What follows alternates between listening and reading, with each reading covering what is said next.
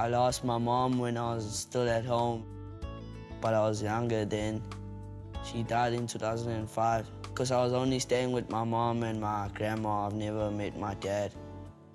And then my mom died. I was left with my grandma, and then I stayed with my grandma until I ran away from home to here.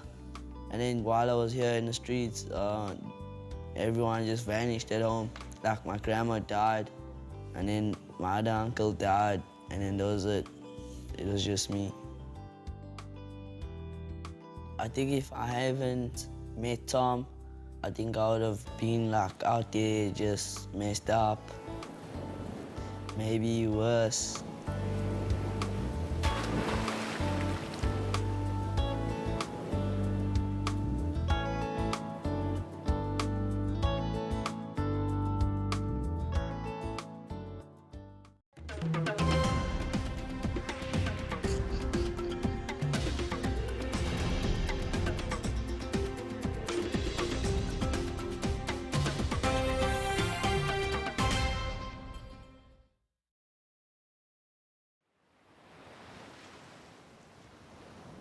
Every time you go surf, you're connected to the wave now.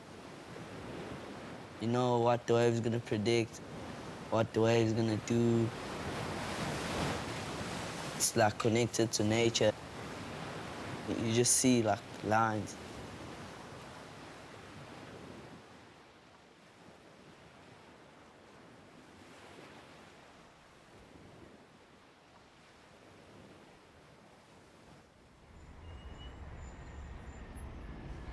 I used to make money at the Stop Robots. I was living at North Beach and I was sleeping at the skate park.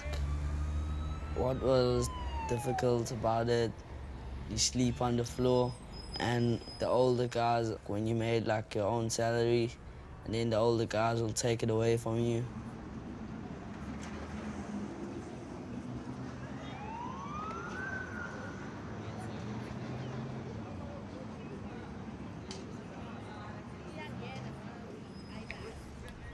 I'm not scared to go back to the street now, but my only guarantee is that I'll never go back.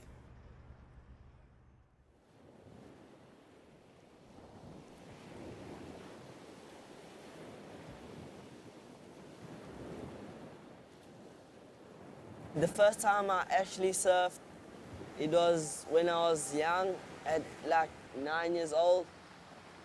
That's when I came to the streets.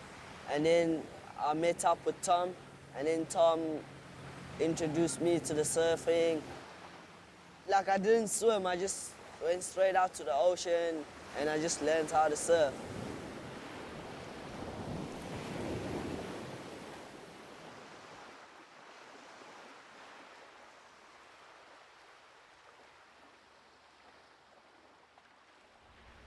Tom used to work for this children's village when he was a teenager. So he started there.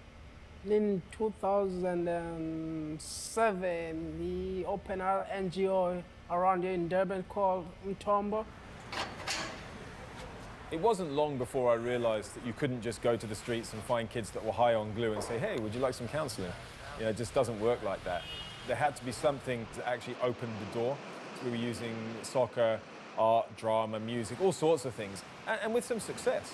But it was when we introduced surfing, sort of 12, 13, perhaps 14 years ago, that suddenly kids were coming through the program in droves. I mean, they were really wanted to surf. They were really consumed by this activity. The kids would surf, they'd come in tired, they'd rest on the beach, and that would be a moment where the social workers could work with the kids. I can't remember the exact first time I met Ntando, but I remember him very, very clearly. He was tiny, and he came into the program and got interested in surfing quite early on. He told me if I carry on, I can get good, I can get sponsored. When I first started surfing, I was only getting support from Tom, and he made me like want to push it, and he pushed me to push myself. If we look at his surfing, Ntando's biggest strength is that he has natural ability and determination. He keeps going and he perfects these moves, and I think that makes him a very strong surfer. On on day one, on my first wave, that's when I realized this is something different to me. When you play soccer and you hit like a nice goal, obviously that's like the best feeling ever. That's how surfing feels, but more in slow-mo.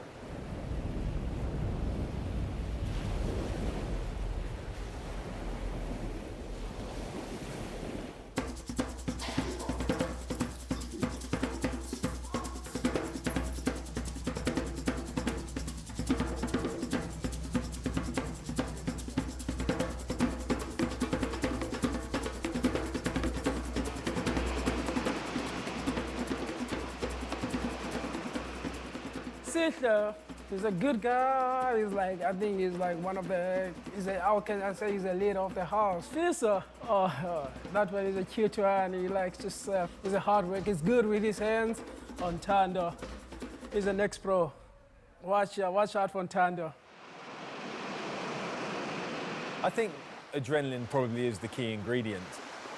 With surfing, there's also lifestyle surrounding surfing that's also really helpful. The kids all like being surfers. As we used to joke about when they put their wetsuits on and suddenly, you know, they weren't street kids anymore, they were surfers. And that's where we got the term surfers, not street children. It came out of seeing them wear these wetsuits as like a badge of honor, and they'd walk sort of head held high, walking through the areas that they were living on the streets to the beach. So there was something very transformative about wearing these wetsuits and having a different identity. Wow, surfing, it helps us a lot. It takes us away from crimes or do like bad things. Guys will be on the water for 4 hours. Like,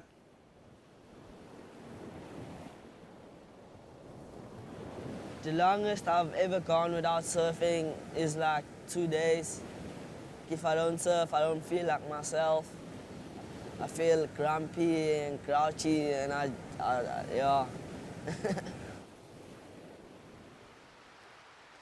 Surfing, it's an interesting pastime because there's something about it that's intrinsically therapeutic. Firstly, what surfers call stoke, the whole encompassing feeling of excitement around it, but it's just so much deeper than that. It's also all-consuming. One of the reasons that we've been able to use it as part of transitioning kids out of the streets. So when you're not surfing, you're thinking about surfing, and when you're exhausted after it, you know, you kind of don't want to do anything else because you want to get ready for tomorrow morning's surf. You know, it does kind of take over. it's like a drug. You get addicted to it. It's a good drug. Like, it helps you with the physical. You learn patience. So surfing is like, it helps us a lot. So guys will be on the water from morning to afternoon, afternoon to the evenings.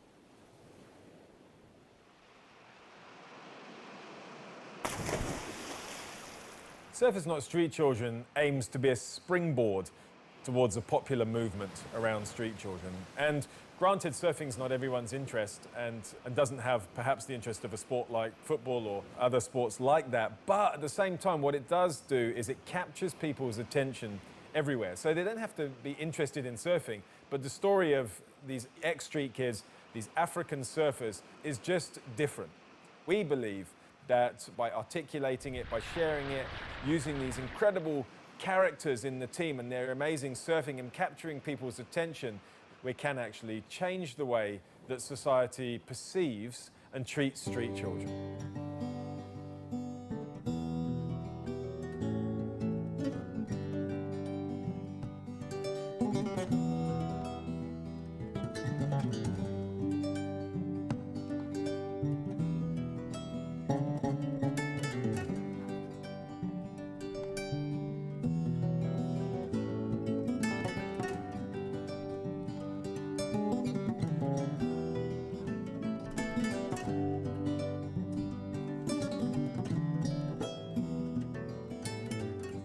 Being in the ocean is very cleansing. So in the streets, it's a grimy existence and you're living rough, and then suddenly you wash this all off. And so there's so many reasons why surfing is an extremely good part of this model.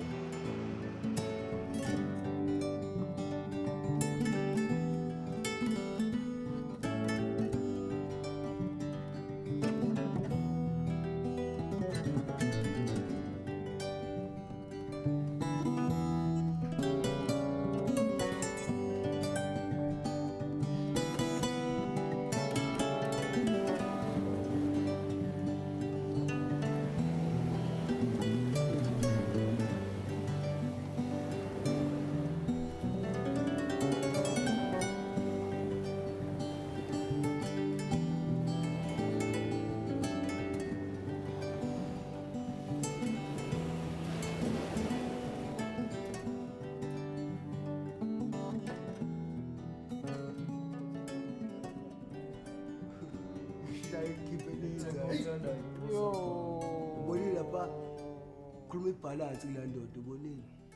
all we try to give ourselves. We try to equal. The best thing about living here at the surf house is that it's close to the beach. It goes with us. We can go somewhere and then come back here. Makes us feel safe. Every household has challenges. Sometimes they just want to like go watch TV, play PlayStation on computer. So it's a minor thing. So it's not. There's no big challenges. Yeah. The thing with living with a lot of guys, it's the best because you got people to support you and people to argue with and people to share good stories with. Like when I go to the contest, even if I lose, I know the guys are happy for me, then that makes me feel good.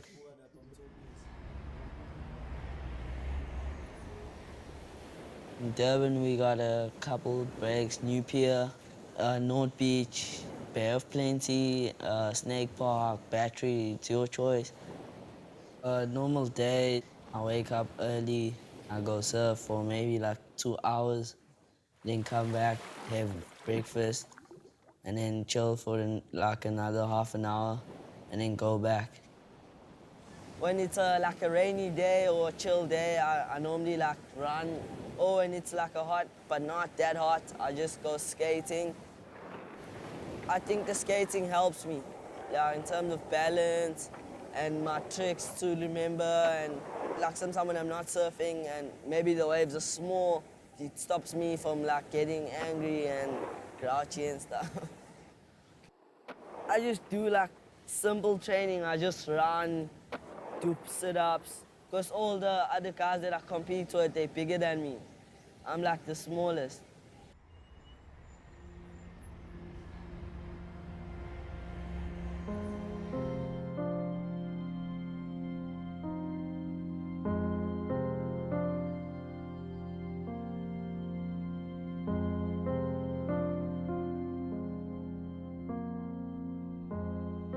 As with all kids living in the streets, Ntando got involved in certain things that we had to help him get out of, like sniffing glue, and that's the reality of the life. I mean, kids on the streets sniff glue not only to overcome the fear of being on the streets, but also to blot out the things from their past that are very, very troubling. In Ntando's life, I mean, he'd lost his parents. I mean, he was an orphan.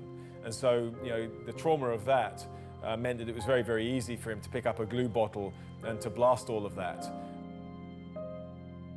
The worst thing that's happened to me while I was on the street, smoking glue, and then I saw like visions, vampires, and then they like started chasing me, and then I ran into a car.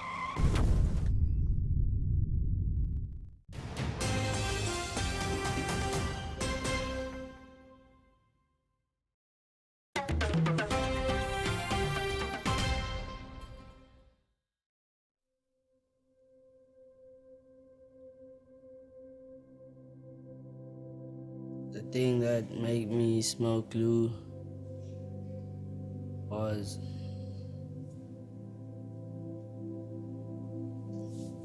like it was nice. Like, cause when I first started, I've never like experienced anything like that. I just took glue and I got so high.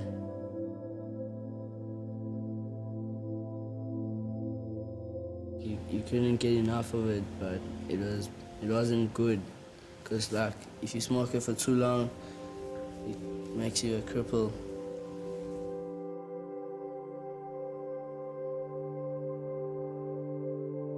In the past, people thought that if you just got the child off the streets, that was great. You know, somehow life would go on. But the depth of trauma that all street children to varying degrees have developed on the streets and in the situations that force them to the streets are such that you really do need the therapeutic service to be able to transform, to be able to heal, to be able to go forward in life. So a holistic approach to working with street children is one that puts them on the healing journey.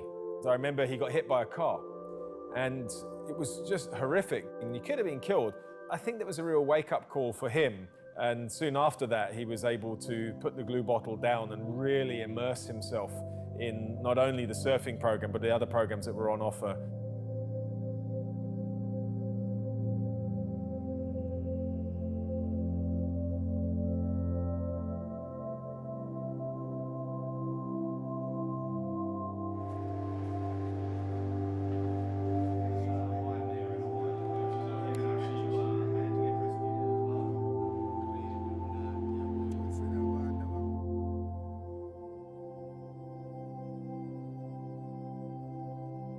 Yeah, when I came to the streets, I was like 6, 7. I was like up and down every day with taxis. And like I saw street kids in the town and I was like, oh. And that day, I was getting money and I gave it to him, yeah, because he was a small boy. And like, I asked him, how's the life in the streets, how is it? And he's telling me, it's nice, everything. And I was like, what? My father, he was hitting me every day, like he's tuning me. I don't know how listen, I decided to go on the street. When I started surfing, I was like 7. If like I wanna be a pro surfer, if I'm not making it, I have to do another thing. Now I'm doing a ding repair. I'm getting paid. Yeah, it's nice. He's got skills. He can fix broken boards. I've never seen someone, I only know you can do that at the factory. And he's got like life skills that he'll need when he's older. I think it's all about independence. They have to work, they have to earn money, they have to prove themselves like to the rest of the world. It's like they've been given opportunities. We're gonna go there, show people what we are capable of doing.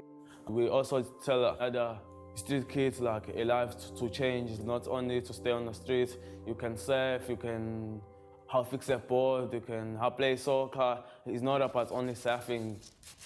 My life it is how going forward. It's not going back. I can see like I'm going far.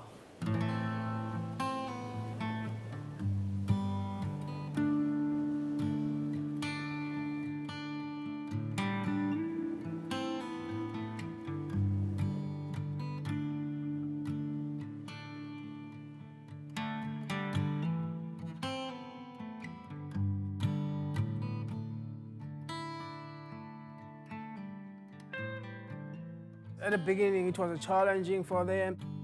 They were like outsiders, they were outlaws.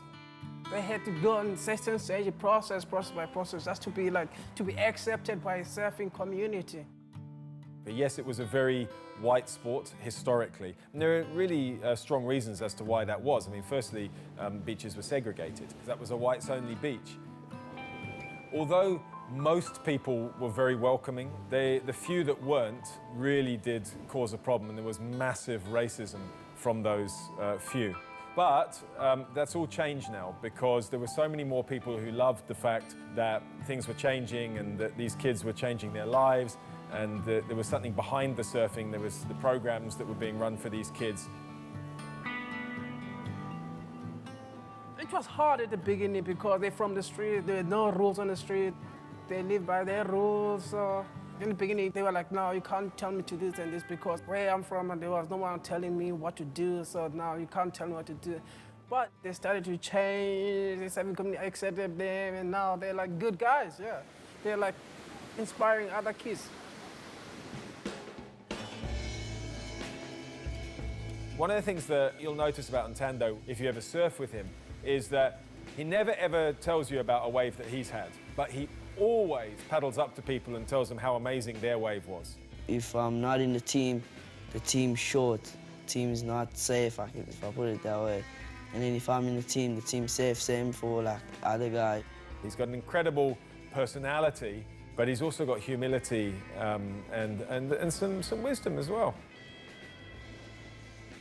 My surfing has taken me to the level I've never thought I'll be in. I've went to compete. I've never competed in my life, ever. I've never been overseas. I've never thought I'll go overseas.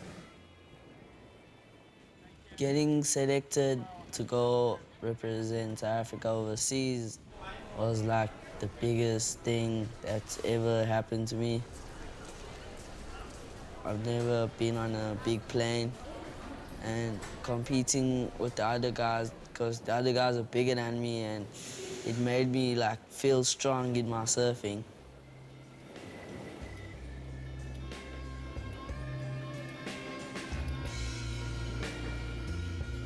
I think with my own performance, I did well because the team was happy.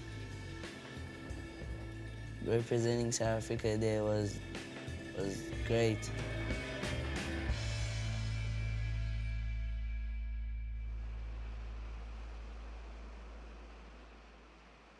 I think he can have a pro surfing career. It's what he wants. He's good enough. He's using Durban, so if he can go outside and learn from other people, and then like, if he can become humble, yeah, he'll go far. He's a good kid, yeah. The advantage, ironically, that he has if he was ever to become a professional free surfer is that he's got what a lot of surfers don't have. He's got this absolutely incredible story and this triumph over adversity. So, you know, in some respects, the very Achilles heel in his life might become a strength for him in terms of a career. Recently, he's been doing so well in the contest that it may very well be that he works towards a pro surfing career in contest surfing. He's definitely got the skill and the potential, but we've just got to look at, you know, what he feels comfortable with. If you want to get sponsored, like, don't let anything distract you. Don't let people distract you. Don't have a bad reputation. Just be a good person and you see the results.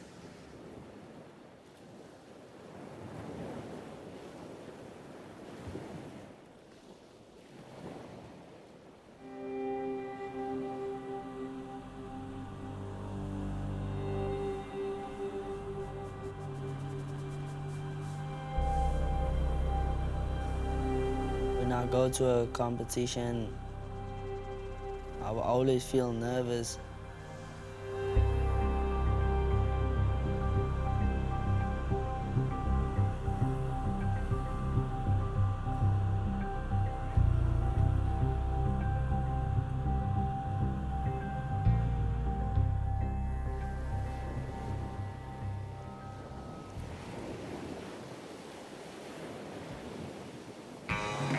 On the outside, it's Ntando Msibi, bringing fast turns in a critical section. When I got to my first heat, the nerves got me and then I didn't make it. And then one of the coaches there told me that heat was easy and he saw that I was nervous and I was like, okay, then it was just the nervousness. Now Ntando Msibi finds a wide one and gets 50. I took that away and then I went to repo charges where you get your last round. I got the momentum from there. Sometimes you can visualize yourself surfing and stuff and you go out there and you do what you were visualizing earlier. And the 17 boys division, round 5.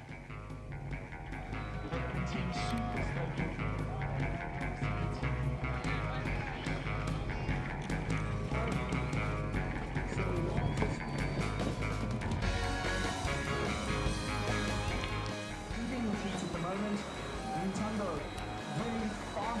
Normally, the people you compete with are your friends.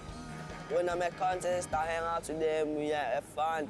And then when it comes to a heat, that's the hardest part, because in the water, you're not friends in a contest. And you have to try beat him. Out the back, it's Beverly in the red. Watch this man, snaps into the pocket. Yeah. Ntando still going.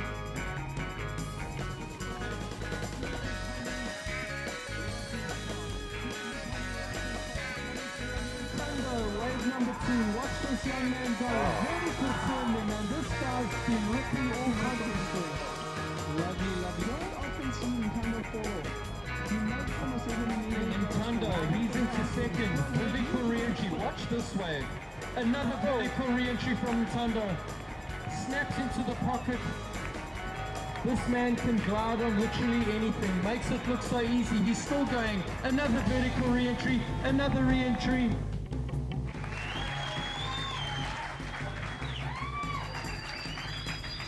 Third place going to Ntando Msibi. Well done.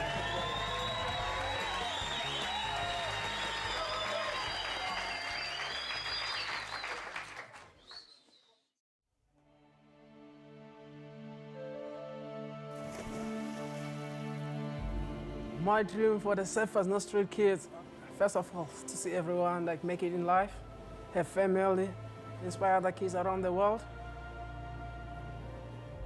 us as a group, first of all, we respect ourselves from where we came from. Second of all, we respect other people because without them, we'll be back there where we started. If I didn't come to the streets, I wouldn't be who I am right now. I've always dreamed big, like, I don't want to be famous, but I want to be known. Nah, that guy, we know him, he was a good person and that. Like, I'm looking at it as a 2-year plan. In 2 years, if I can, I'm looking at making it to the world tour. Ntando is very skillful. He takes risk on the surfing. It's like he goes high, he goes big. Watch out for Ntando. Give us 2 years, we will see us. We'll go big. Yeah, we'll go like inspire the kids around the world too. Surfing's my passion. And my hope for the future is tell other people that there's always a way to get out the worst situations. Tell them about us. Show them there's always hope. If I had to give advice to a young person, I'd say they must respect their parents, enjoy them while they still have them, and never give up. Yeah.